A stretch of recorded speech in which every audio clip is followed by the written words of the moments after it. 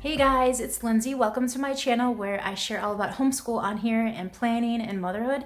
Today's video, I'm going to get right into our morning time routine and flow. I wanted to give you guys like a show of books and a flip through on some of the things we've really been enjoying. So I'm going to turn the camera around and share with you guys some of the things that we've been really enjoying, and then also some things that we're like changing up a little bit. So a little bit of refresh, a little bit of the same routine, and those two together make it pretty good.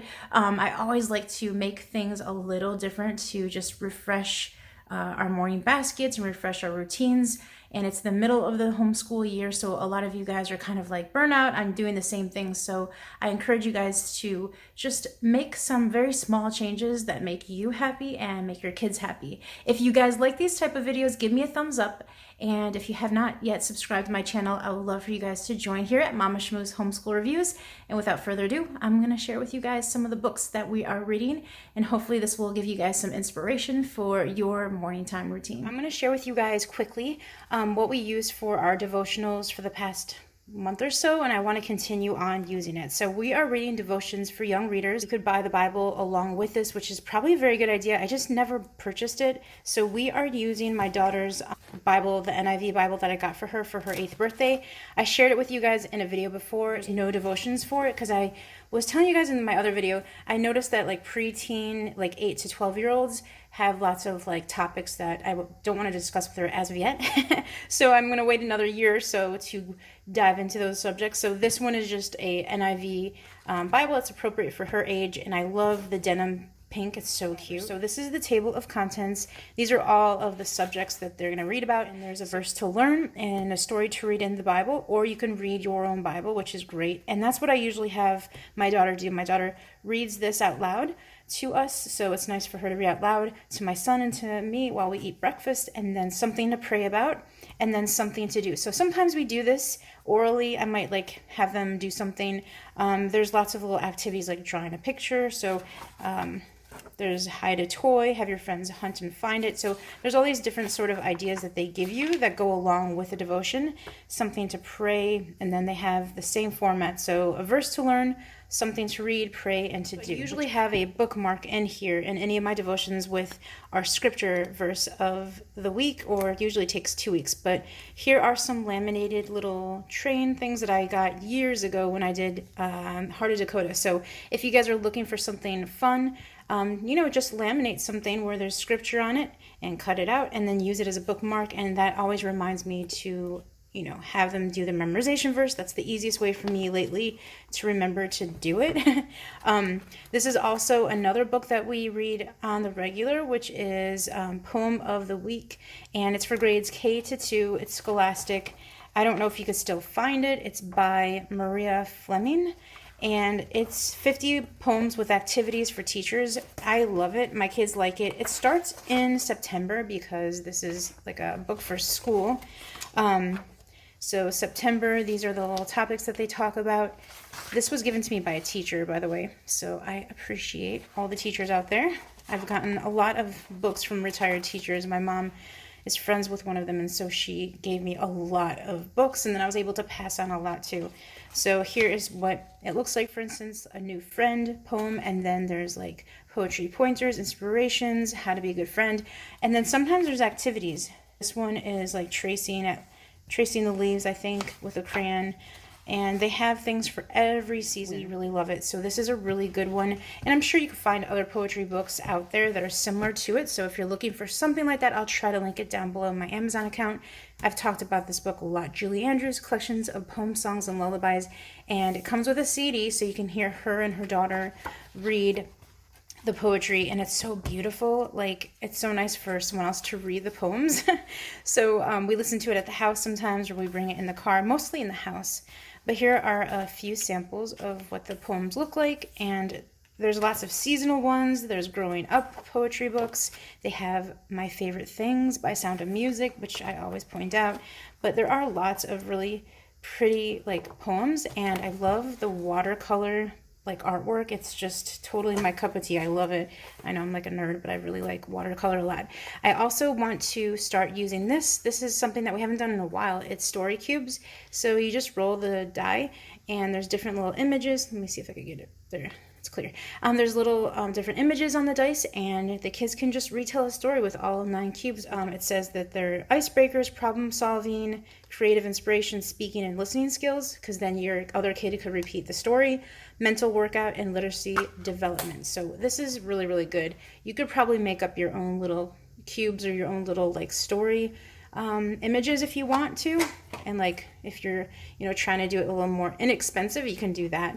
I'm sure that would work. This is not a morning time read out loud, but I wanted to share with you guys. This is what we usually read, or this is what we're going to be reading in the next few weeks. It only takes about a week or so to finish it.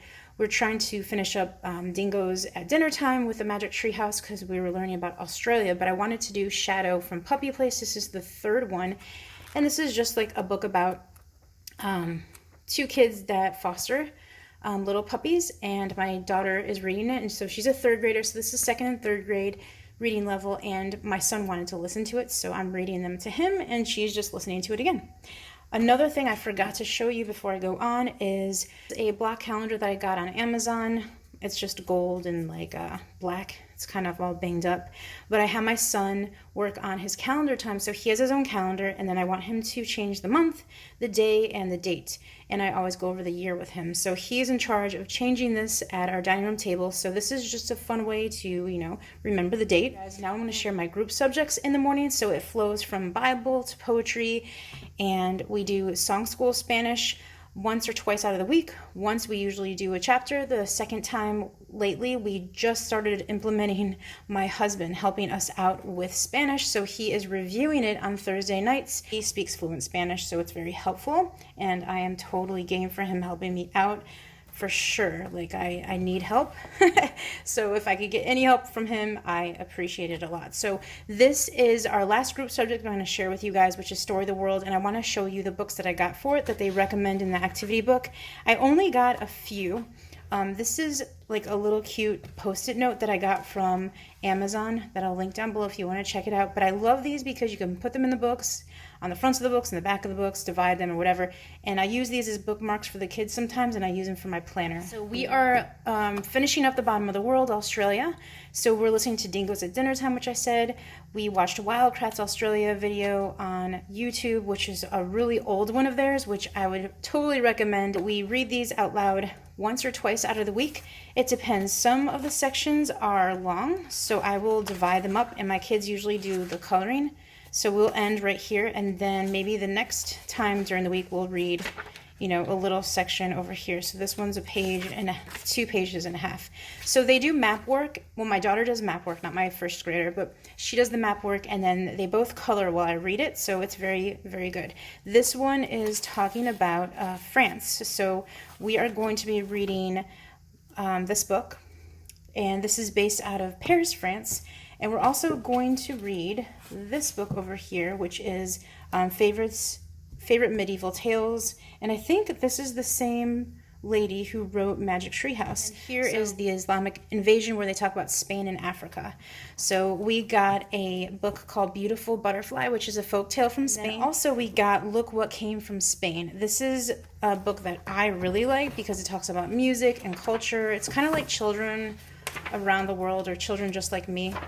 And so if you're looking for books like these, I think that these are just great reference books.